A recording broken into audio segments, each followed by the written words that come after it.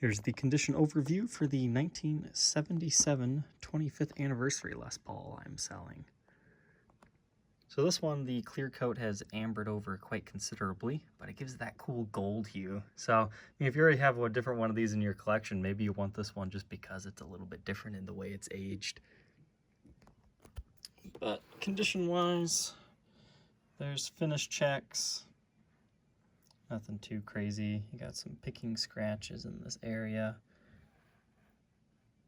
There's kind of a ding right there.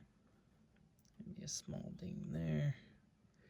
You got a little bit of a rubbed area over here where you can kind of still see the silver through it. Looks like some impressions, a small chip in the finish. Some more dings. Those are just shadows, don't worry about those.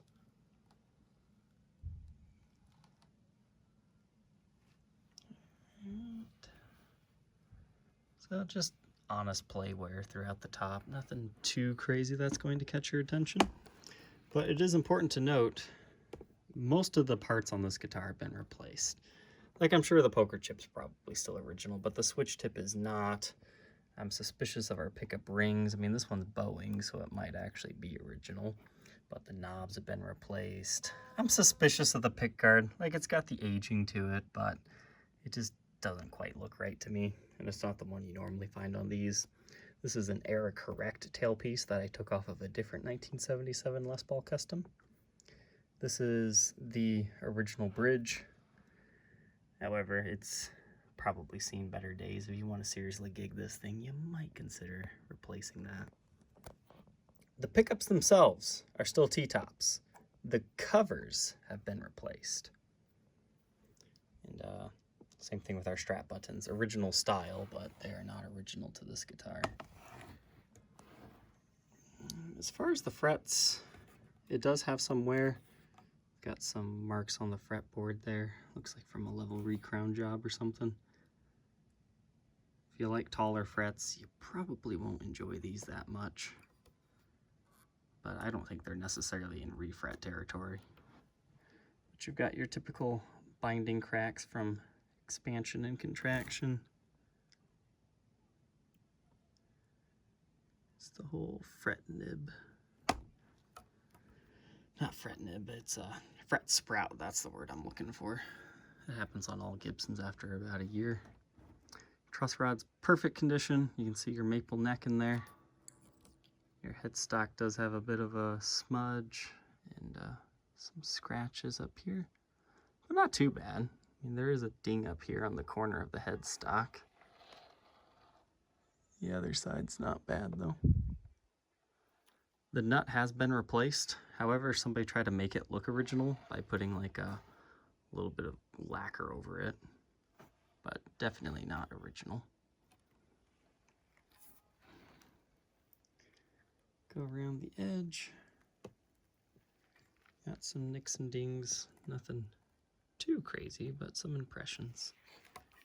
Our other edge. Right here, there is a small finish chip, but what's kind of cool is you can see the maple neck and the mahogany body just enough to appreciate it right there. So I thought that was kind of cool. Thick binding in the cutaway with your typical lacquer line. There's a ding on the edge right there.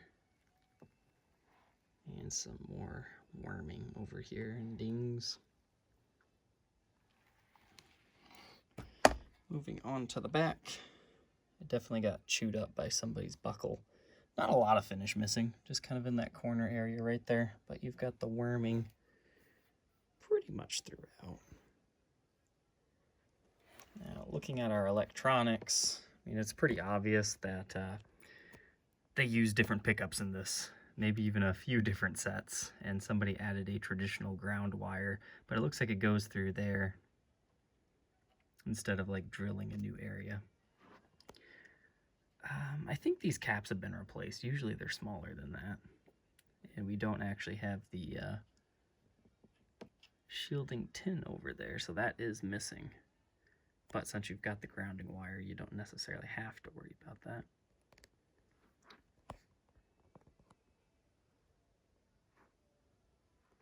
That's still pretty respectable. Looking up here, If you get it in the light just right, you can see the seam lines of the 3-piece maple neck. That's nothing to worry about. There's a little bit of stand rash over here.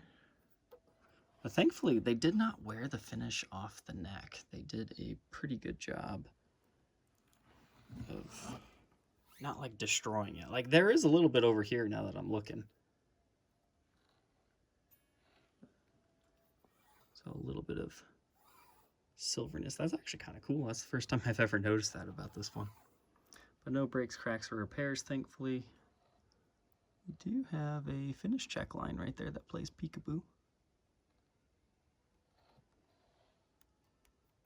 That's interesting. I never saw that one before either. It's not like stemming from the nut or anything. It actually stems from the line where the binding ends and it kind of runs up along the neck.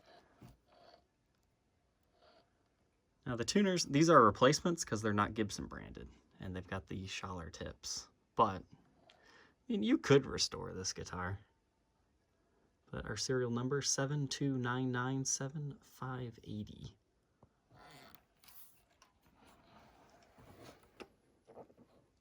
And I've got all the screws to put this stuff back into place, so no worries there.